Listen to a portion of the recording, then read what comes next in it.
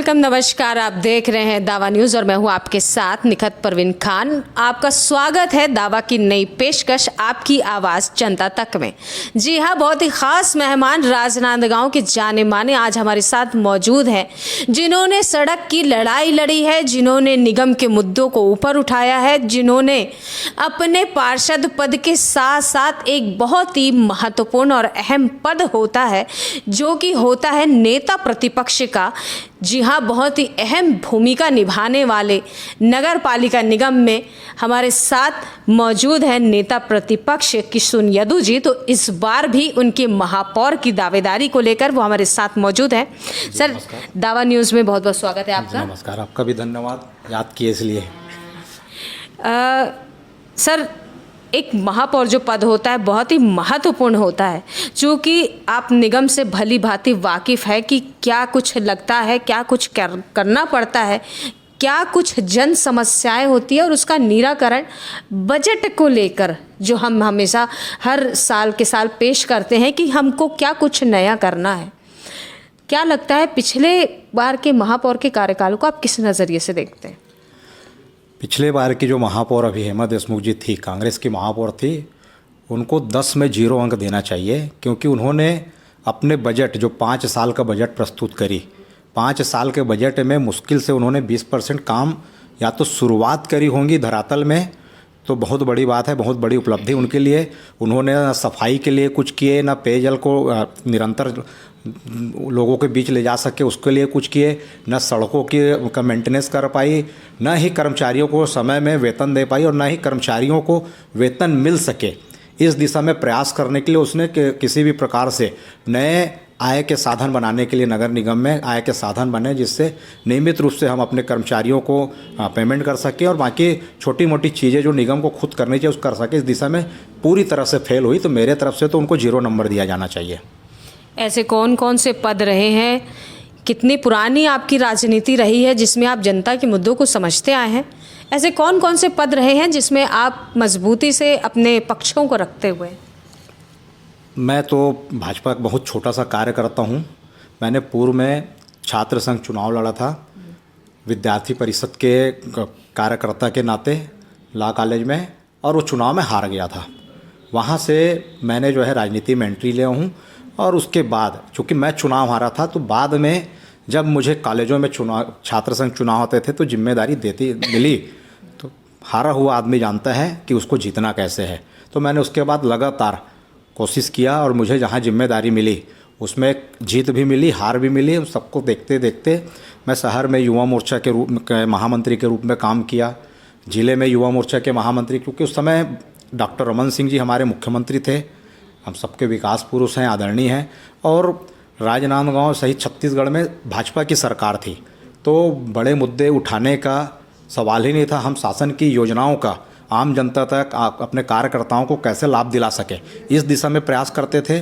और युवा मोर्चा का जो काम था मैंने बखूबी निभाया। उसमें मेरे वरिष्ठों का, मेरे जिलाध्यक्ष है युवा मोर्चा में जब मैं महामंत्री था तो कैलाश शर्मा जी, ऐसे लोगों का मेरे को भरपूर सहयोग मिला, जिसके कारण आज भी मानपुर से लेकर के साल्हेवाड़ा तक जो हमारा राजनांदगांव अविभाजित जिला है, वहाँ के कार्यकर्ताओं के साथ मेरा जीवन संपर्क है। डॉक्टर रमन सिंह जी ने बताया था कि आप लोगों की जो अखिल भारतीय विद्यार्थी परिषद है, काफ़ी तादाद में वहाँ पे जो युवा है वो अपने कॉलेज के थ्रू अपना एक चुनाव करते हैं। हम आपको बताना चाहेंगे कि किशुन यदु जी भी उसी युवा संगठन की, उसी विद्यार्थी परिषद की एक उपज है, जो आपके बीच में एक पार्षद के रूप में, एक जनप्रतिनिधि के रूप में और एक नेता प्रतिपक्ष के रूप में आपको सामने नजर आ रहे हैं। डॉक्टर साहब ने चर्चा के दौरान बताया भी था कि ऐसे कई लोग हैं जो गिनाना मुश्किल है कि ऐसे कई नेता उभर कर आए हैं विद्यार्थी परिषद में। तो चलिए अगली बात हम आपसे करना चाहेंगे कि महापौर बनने के बाद जो एक कार्य होता है, एक मजबूती के साथ जो नेता उभर कर आता है, तो उसको कुछ लगता है कि हमको कुछ नया करना है, इस पिछले वाले से ज़्यादा बेहतर करना है, तो वो एक नई पहल आपकी क्या होगी? अब माननीय श्रीमती हेमा देशमुख जी कुछ किए रहती तो उनसे तुलना करके हम नया करने का सोचते हैं। अभी तक तो वही चल रहा है जो आदरणीय डॉक्टर रमन सिंह जी ने मुख्यमंत्री रहते ही आज विधानसभा अध्यक्ष होने के नाते स्वीकृति दिलाए हैं। हमारे सांसद जी, चाहे वर्तमान के सांसद हो चाहे पूर्व सांसद हो, उन्होंने जो स्वीकृति दिलाए थे सिर्फ वही काम चल रहे हैं।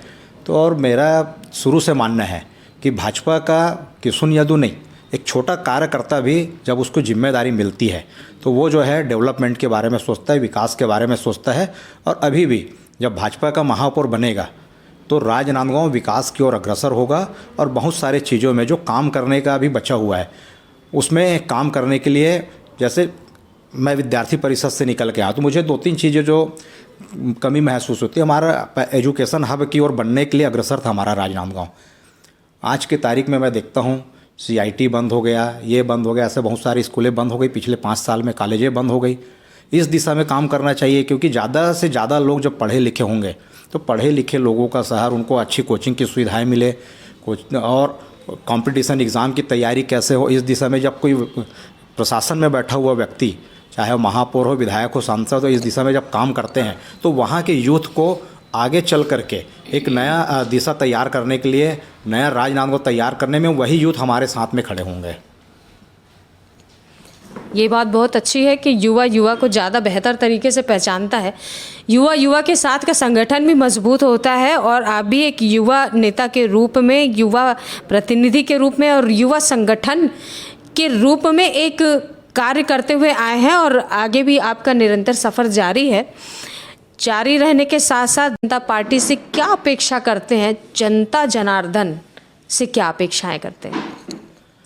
जनता जनार्दन से सिर्फ यही अपेक्षा है कि इस बार भारी बहुमत में भाजपा का महापौर बने, ज़्यादा से ज़्यादा संख्या में भाजपा के पार्षद चुनाव जीत के आएँ, ताकि कोई भी वार्ड या नगर निगम का कोई भी हिस्सा विकास में पिछड़ न जाए और सबको, सभी वार्डों को समान रूप से विकास में सहभागी बनने का अवसर प्राप्त हो। ये मेरी आम जनता से अपेक्षा है।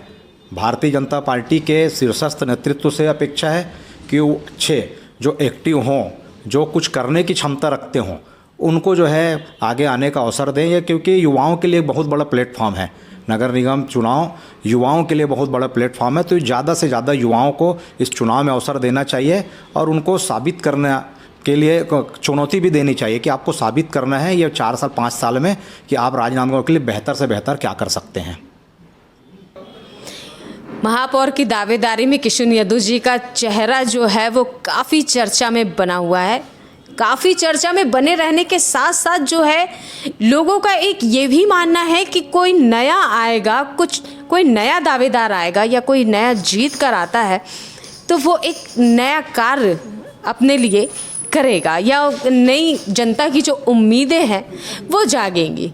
तो जनता की उम्मीदों के साथ जो है वो किशुन यादव जी से हम जानेंगे कि आप महापौर के रूप में अगर जनता आपको चुनकर लाती है, दावेदारी होती है, तो क्या आपका पहला कदम रहेगा महापौर बनने के बाद? तो मैं बता दूं आपको कि मैंने अभी तक कहीं भी महापौर की दावेदारी नहीं किया हूं, क्योंकि मेरे पार्टी में इतने वरिष्ठ लोग बैठे हुए हैं जो महापौर की लाइन में हैं और मैं दावेदारी करूं। मुझे जो जिम्मेदारी पार्टी ने दिया था नगर निगम में नेता प्रतिपक्ष होने का, मैंने लोगों का, कहीं पानी नहीं मिलता था उनके साथ खड़ा हो गया, कहीं सफाई नहीं होती थी उनके साथ खड़ा हो गया, कहीं सड़क खराब थी तो खड़े होकर उनके साथ प्रदर्शन कर दिया, उसको बनाने की दिशा में काम किया।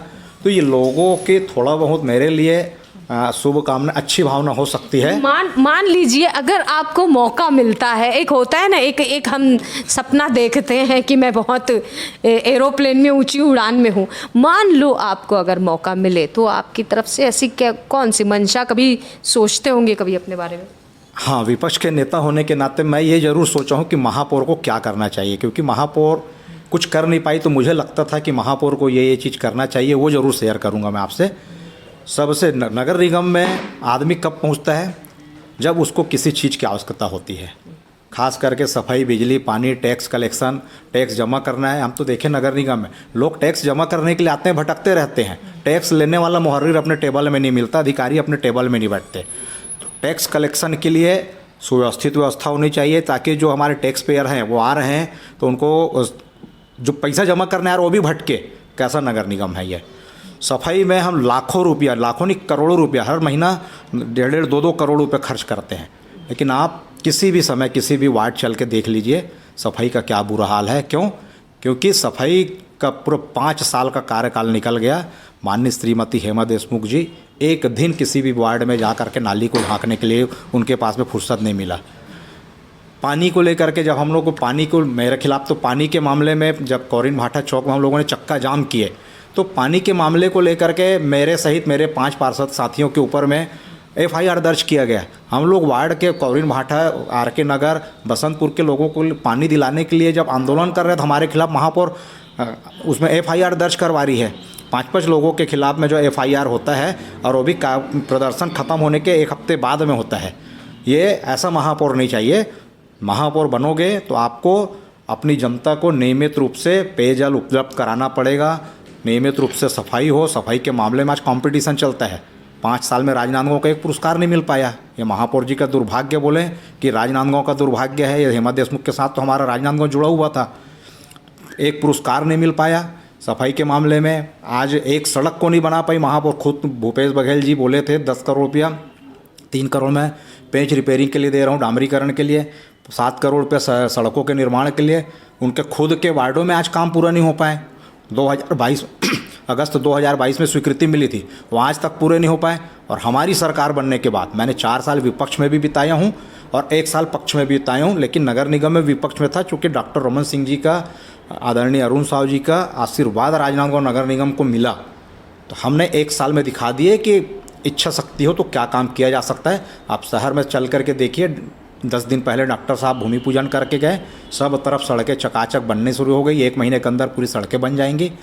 पेयजल व्यवस्था दिन ब दिन ठीक होते जा रही है। जैसी महापौर हटी, नगर निगम आयुक्त के साथ मिल करके हम लोगों ने कोशिश की है कि काम करें, तो आज वो काम अच्छा हो रहा है। सफाई व्यवस्था दुरुस्त होते जा रही, ठीक नहीं हुई है, ठीक करने की आवश्यकता है और इस दिशा में महापौर को प्रयास करना चाहिए।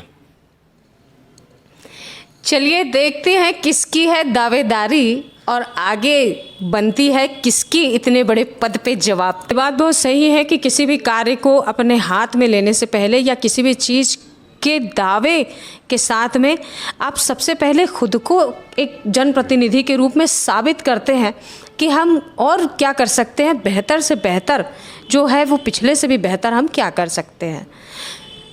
तो आप रहे हमारे साथ किशुन यदु जी और दावा न्यूज़ में बने रहिएगा निखत परवीन खान के साथ।